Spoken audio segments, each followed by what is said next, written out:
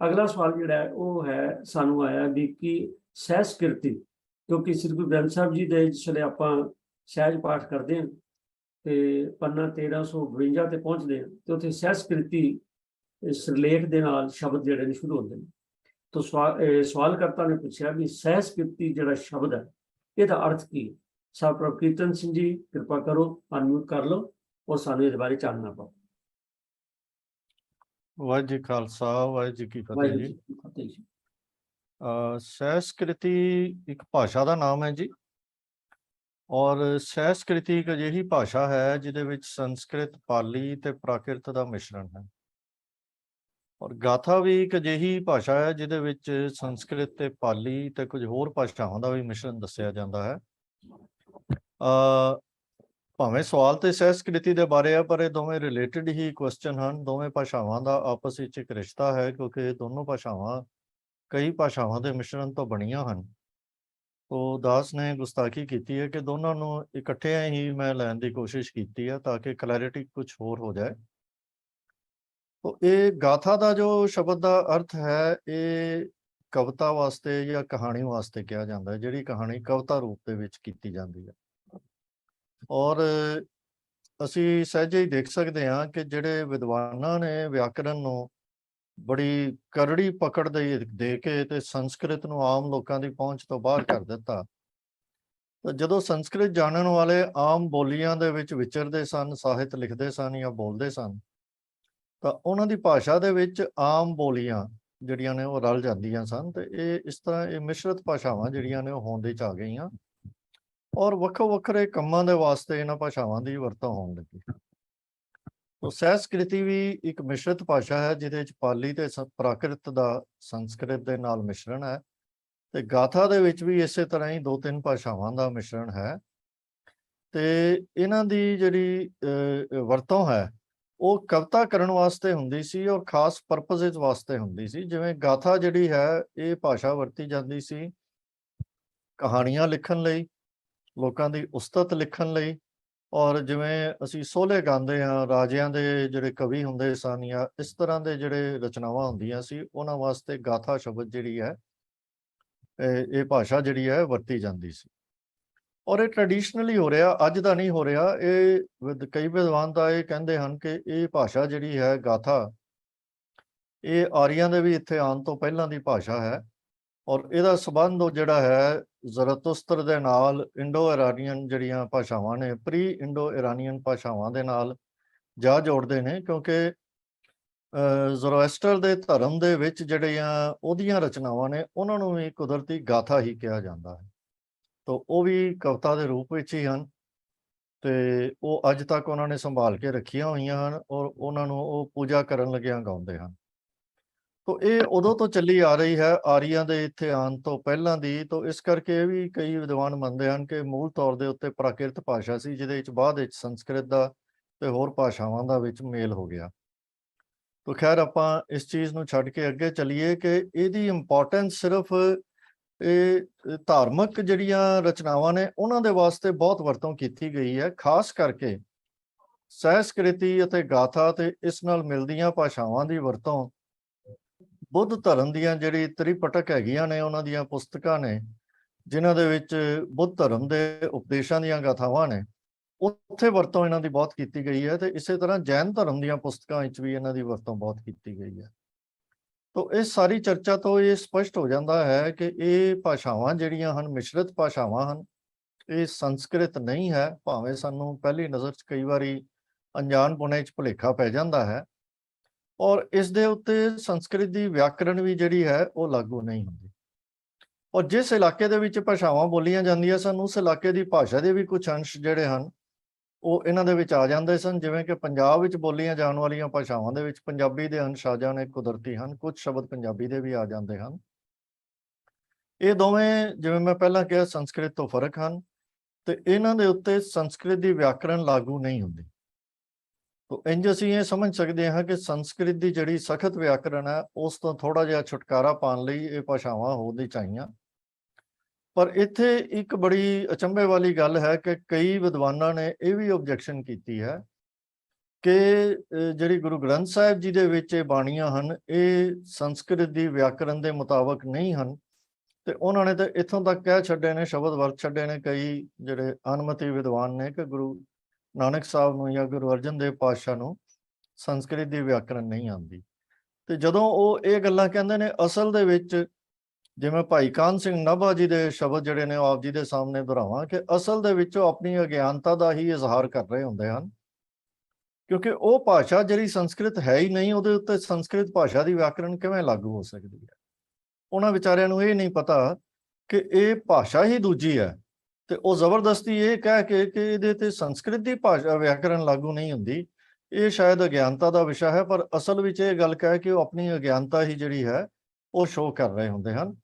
ਤੋ ਇਹਨਾਂ ਜਿਹੜੀ ਗੁਰੂ ਗ੍ਰੰਥ ਸਾਹਿਬ ਜੀ ਦੇ ਵਿੱਚ ਗਾਥਾ ਔਰ ਸਹਿਸਕ੍ਰਿਤੀ ਸ਼ਲੋਕਾਂ ਦੀ ਬਾਣੀ ਹੈ, ਇਹ ਸਾਨੂੰ ਆਮ ਪੜ੍ਹਨ ਦੇ ਵਿੱਚ ਵੀ ਔਰ ਸਮਝਣ ਦੇ ਵਿੱਚ ਵੀ, ਕਿਉਂਕਿ ਇਹਦੇ ਵਿੱਚ ਸੰਸਕ੍ਰਿਤ ਭਾਸ਼ਾ ਦੇ ਜਿਹੜੇ ਲਫ਼ਜ਼ ਬਹੁਤਾਤ ਦੇ ਵਿੱਚ ਹਨ, ਪ੍ਰਾਕਿਰਤ ਦੇ, ਪਾਲੀ ਦੇ ਵੀ ਸ਼ਬਦ ਹਨ, ਤਾਂ ਥੋੜ੍ਹੀ ਜਿਹੀ ਕਠਿਨਾਈ ਹੁੰਦੀ ਹੈ।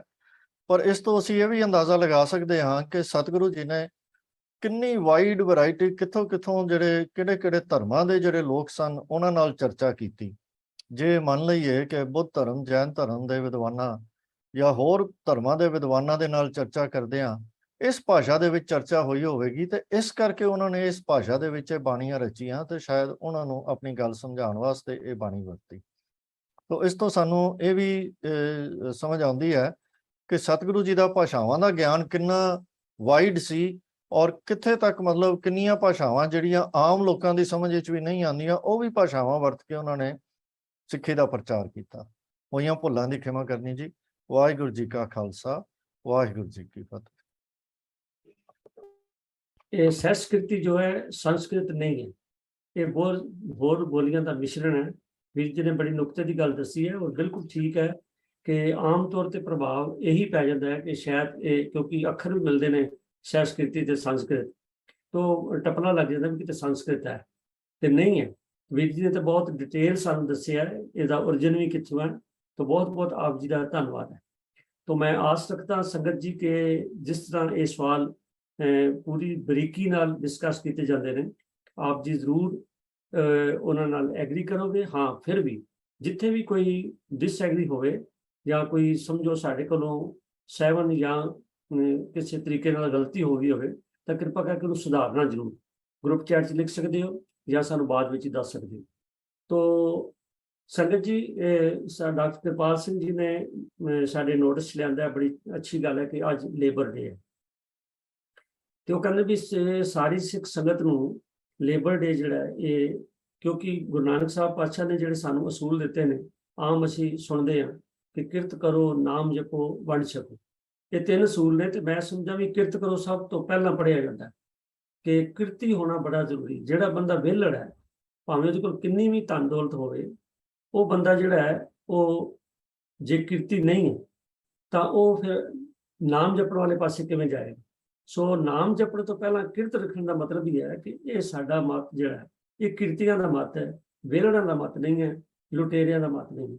तो इस करके किरत की बड़ी महत्ता है, और साडे गुरु साहबान ने खुद आप किरत की। गुरु नानक पातशाह जी की तुसीं देख लो कि शरीर जद उन्हां दी जे सरीरक तौर पर, संसारक तौर पर जिन्हों आपां कहने बजुर्ग अवस्था सी, उस वेले भी उन्होंने करतारपुर जिहड़ी है वो खेती की।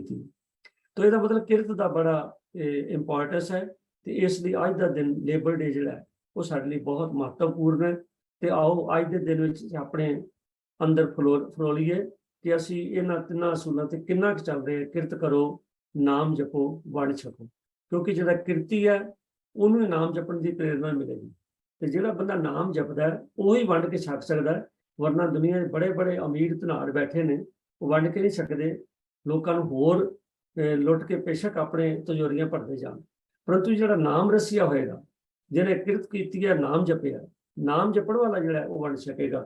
और साडे गुरु साहबान ने सानू यही पैमाना दिता कि वंड के छकण दा, जिहड़ा अज तक चल रहा है। और दुनिया विच यूनाइटेड सिक्स या खालसा एड वर्गे जिहड़े नाम ने, ये इस गल दी साडा सिर उच्चा हुंदा है कि असीं गुरु साहबान जिहड़े पाए पूरने ने, वो यूनाइटेड सिख और खालसा एड के नां थले अज भी जिथे भी किते मुसीबत हुंदी है, ਇਹ ਸਾਡੇ ਵੀਰ ਭੈਣਾਂ ਉੱਥੇ ਪਹੁੰਚਦੇ ਨੇ ਔਰ ਸੇਵਾ ਕਰਦੇ ਨੇ। ਤੋ ਸੰਗਤ ਜੀ ਸਮਾਂ ਹੋ ਗਿਆ, ਜਿਹੜੇ ਸਵਾਲ ਸਾਡੇ ਕੋਲ ਬਚ ਗਏ ਨੇ ਉਹ ਅਸੀਂ ਅਗਲੇ ਹਫਤੇ ਲਵਾਂਗੇ। ਸਾਰੀ ਸੰਗਤ ਨੂੰ ਹੱਥ ਜੋੜ ਕੇ ਬੇਨਤੀ ਹੈ ਕਿ ਇਸ ਪ੍ਰੋਗਰਾਮ ਨੂੰ ਕਿਵੇਂ ਅੱਛਾ ਬਣਾਇਆ ਜਾ ਸਕੇ, ਉਹਦੇ ਬਾਰੇ ਤੁਹਾਡੇ ਸੁਝਾਅ ਸਾਨੂੰ ਬਹੁਤ ਜ਼ਰੂਰੀ ਚਾਹੀਦੇ। ਬਾਕੀ ਪ੍ਰੋਗਰਾਮਾਂ ਬਾਰੇ ਬੇਨਤੀ ਕਰੀਦੀ ਹੈ, ਪਰ ਸਵਾਲ ਜਵਾਬ ਬਾਰੇ ਮੈਂ ਸਪੈਸ਼ਲ ਬੇਨਤੀ ਕਰ ਰਿਹਾ ਕਿ ਇਹ ਜਿਹੜਾ ਪ੍ਰੋਗਰਾਮ ਹੈ ਇਹਨੂੰ ਆਪਾਂ ਕਿਵੇਂ ਹੋਰ ਸੁਚਾਰੂ ਢੰਗ ਨਾਲ ਚਲਾ ਸਕਦੇ ਹਾਂ। ਤੁਹਾਡੇ ਫੀਡਬੈਕ ਦੀ ਲੋੜ ਹੈ, ਤੁਹਾਡੀ ਅਗਵਾਈ ਦੀ ਲੋੜ ਹੈ। ਸੰਗਤ ਜੀ, ਆਪਣਾ ਸਵਾਲ ਜਦ ਵੀ ਤੁਹਾਡੇ ਮਨ 'ਚ ਕੋਈ ਵੀ ਆਵੇ, ਚਾਹੇ ਉਹ ਸਿੱਖ ਰਹਿਤ ਮਰਿਆਦਾ ਬਾਰੇ ਹੋਵੇ ਜਾਂ ਸਾਡੀ ਰਹਿਣੀ ਬਹਿਣੀ ਬਾਰੇ ਹੋਵੇ, ਗੁਰਬਾਣੀ ਬਾਰੇ ਹੋਵੇ ਜਾਂ ਸਿੱਖ ਇਤਿਹਾਸ ਬਾਰੇ ਹੋਵੇ, ਉਹ ਕਿਰਪਾ ਕਰਕੇ ਜ਼ਰੂਰ ਸਾਨੂੰ ਭੇਜਿਆ ਕਰੋ। ਕਿਉਂਕਿ ਜਿਸ ਵੇਲੇ ਸਵਾਲ ਆਉਂਦਾ ਹੈ ਤਾਂ ਸਾਡੇ ਅੰਦਰ ਇੱਕ ਚਿਣਕ ਉਗਰਦੀ ਹੈ, ਫਿਰ ਇਸ ਦਾ ਜਵਾਬ ਲੱਭਦੇ ਹਾਂ, ਸੰਗਤ ਨਾਲ ਸਾਂਝਾ ਕਰਦੇ ਹਾਂ, ਉਹਦੇ ਨਾਲ ਸਾਡੇ ਗਿਆਨ ਵਿੱਚ ਵੀ ਵਾਧਾ ਹੁੰਦਾ ਹੈ ਔਰ ਬੜੇ ਭਰਮ ਭੁਲੇਖੇ ਜਿਹੜੇ ਦੂਰ ਹੋ ਜਾਂਦੇ ਨੇ। ਅੱਜ ਵੀ ਜਿਹੜੇ ਸਵਾਲ ਚੱਲੇ ਨੇ, ਇਹਨਾਂ 'ਚ 2-3 ਗੱਲਾਂ ਤੁਸੀਂ ਦੇਖੋਗੇ, ਘੱਟੋ ਘੱਟ ਮੈਨੂੰ ਜ਼ਰੂਰ ਲੱਗਦੀਆਂ ਨੇ ਕਿ ਉਹ ਸਾਡੇ ਭੁਲੇਖੇ ਦੂਰ ਹੋਏ। ਸਤਿਗੁਰੂ ਕਿਰਪਾ ਕਰਨ, ਇਹ ਕਾਰਵਾਂ ਇਸੇ ਤਰ੍ਹਾਂ ਚੱਲਦਾ ਰਹੇ ਔਰ ਸਤਿਗੁਰੂ ਦੀ ਮਿਹਰ ਨਾਲ, ਸੰਗਤ ਦੇ ਆਸ਼ੀਰਵਾਦ ਦੇ ਨਾਲ ਅਸੀਂ ਇਹ ਜਿਹੜਾ ਗੁਰਬਾਣੀ ਪ੍ਰਚਾਰ ਦਾ ਸਿਲਸਿਲਾ ਹੈ ਇਹ ਸਤਿਗੁਰੂ ਜਾਰੀ ਰੱਖਣ, ਤਾਂ ਜੇ ਅਸੀਂ ਜਿਹੜਾ ਸਾਡਾ ਕਾਲਜ ਦਾ ਸਲੋਗਨ ਹੈ ਕਿ ਗੁਰਮਤਿ ਸਿੱਖ ਕੇ ਅਸਾਂ ਸਿਖਾਉਣੀ, ਅੰਮ੍ਰਿਤਧਾਰੀ ਕੌਣ ਬਣਾਉਣੀ, ਕਰਨਾ ਸਿੱਖੀ ਦਾ ਪ੍ਰਚਾਰ ਸਾਰੀ ਦੁਨੀਆ ਦੇ ਵਿਚਕਾਰ। ਤੋ ਸਤਿਗੁਰੂ ਨੇ ਸਾਨੂੰ ਇਹ ਪਲੇਟਫਾਰਮ ਬਖਸ਼ਿਆ ਜਿਹੜਾ ਜ਼ੂਮ ਦਾ, ਆਓ ਇਹਦੇ ਤੇ ਆਪਾਂ ਵੱਧ ਤੋਂ ਵੱਧ ਸੰਗਤਾਂ ਰਲੀਏ। ਜਿਵੇਂ ਮੈਂ ਪਹਿਲੇ ਵੀ ਕਹਿੰਦਾ ਹੁੰਦਾ, ਔਰ ਸੱਚਾਈ ਇਹ ਹੈ ਵੀ ਅੱਜ ਵੀ ਗਿਣਤੀ 66 ਤੋਂ ਨਹੀਂ ਵਧੀ, ਜਦ ਕਿ ਅੱਗੇ ਅਸੀਂ ਸੈਂਕੜੇ ਦੇ ਨੇੜੇ ਟੁੱਪ ਗਏ ਸਾਂ ਔਰ ਜਿਸ ਦਿਨ ਗਿਆਨੀ ਅੰਮ੍ਰਿਤਪਾਲ ਸਿੰਘ ਜੀ ਆਉਂਦੇ ਨੇ ਉਹ ਸੈਂਕੜੇ ਵੀ ਟੱਪ ਜਾਂਦਾ। ਤੋ ਆਪਾਂ ਕੋਸ਼ਿਸ਼ ਕਰੀਏ, ਇਹਦਾ ਮਤਲਬ ਆ ਸਕਦੇ ਹਾਂ, ਜੇ ਮੰਗਲਵਾਰ ਆ ਸਕਦੇ ਹਾਂ ਤੇ ਬਾਕੀ ਵੀ ਆ ਸਕਦੇ ਹਾਂ। ਹਾਂ, ਇਹ ਜ਼ਰੂਰ ਹੈ ਜਿਹੜੀ ਮੈਂ ਪਹਿਲੇ ਬੇਨਤੀ ਕੀਤੀ ਉਹ ਫਿਰ ਰਿਪੀਟ ਕਰ ਰਿਹਾ ਵੀ ਪ੍ਰੋਗਰਾਮਾਂ ਵਿੱਚ ਜਿਹੜੀ ਕਮੀ ਹੈ ਉਹ ਸਾਨੂੰ ਦੱਸੋ, ਤਾਂ ਜੇ ਅਸੀਂ ਨੂੰ ਕਿਵੇਂ ਹੋਰ ਦਿਲਚਸਪ ਬਣਾ ਸਕੀਏ। ਤੋ ਇੱਕ ਵਾਰੀ ਫਿਰ ਸਾਰਿਆਂ ਦਾ ਮੈਂ ਧੰਨਵਾਦ ਕਰਦਾ ਹੋਇਆ ਬੇਨਤੀ ਕਰਾਂਗਾ ਸੰਗਤ ਨੂੰ ਕਿ ਜਿੱਥੇ ਆਪ ਜੀ ਬਾਕੀ ਸਹਿਯੋਗ ਦਿੰਦੇ ਹੋ, ਉੱਥੇ ਮੈਂ ਪਿਛਲੇ ਹਫ਼ਤੇ ਬੇਨਤੀ ਕੀਤੀ ਸੀ, ਆਓ ਆਪਾਂ ਕੁਝ ਚਿਰ ਲਈ ਨਾ ਮੈਗਜ਼ੀਨ ਮੁਹਿੰਮ ਸ਼ੁਰੂ ਕਰੀਏ ਕਿ ਜੇ ਸਾਡੇ ਘਰ 'ਚ ਨਹੀਂ ਮੈਗਜ਼ੀਨ ਆ ਰਿਹਾ ਤੇ ਸਾਡੇ ਘਰ 'ਚ ਆਉਣਾ ਚਾਹੀਦਾ ਹੈ। ਅਸੀਂ ਸਾਡਾ ਜਿਹੜਾ ਵੀ ਨੇੜੇ ਦਾ ਕੋਈ ਸਾਥੀ ਜਾਂ ਸਾਡੇ ਕੋਈ ਸਰਕਲ ਹੈ, ਸਿੱਖ ਮਿਸ਼ਨਰੀ ਕਾਲਜ ਦਾ ਸਰਕਲ ਹੈ, ਜਾਂ ਕਿਸੇ ਵਰਕਰ ਨੂੰ ਅਪਰੋਚ ਕਰਕੇ ਅਸੀਂ ਮੈਗਜ਼ੀਨ ਜਿਹੜਾ ਉਹ ਲਵਾ ਸਕਦੇ ਹਾਂ।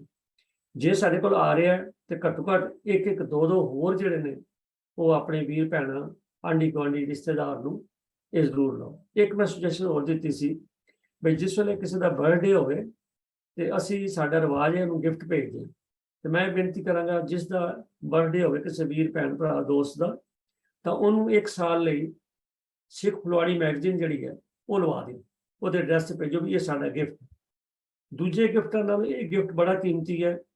ਇਹ ਤਾਂ ਦੂਜੇ ਗਿਫਟ ਤਾਂ ਕੰਮ ਵੀ ਨਹੀਂ ਆਉਂਦੇ ਕਈ ਵਾਰੀ, ਉਹ ਤੇ ਐਵੇਂ ਦੇਖਣ ਨੂੰ ਜਾਂ ਸਾਡਾ ਫੈਸ਼ਨ ਪ੍ਰਸਤੀ ਹੈ।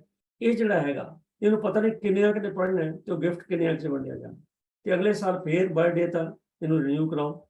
ਇਸ ਨਾਲ ਜਿਸ ਤਰ੍ਹਾਂ ਸਾਡੀ ਭਾਈਚਾਰਾ ਚੱਲੇਗਾ, ਉਹਦੇ ਨਾਲ ਸਾਡਾ ਗੁਰਮਤਿ ਦਾ ਭਾਈਚਾਰਾ ਜਿਹੜਾ ਇਹਦਾ ਵੀ ਪ੍ਰਚਾਰ ਹੋਵੇਗਾ। ਆਸ ਹੈ ਬੇਨਤੀਆਂ ਨੂੰ ਪ੍ਰਵਾਨ ਕਰੋਗੇ।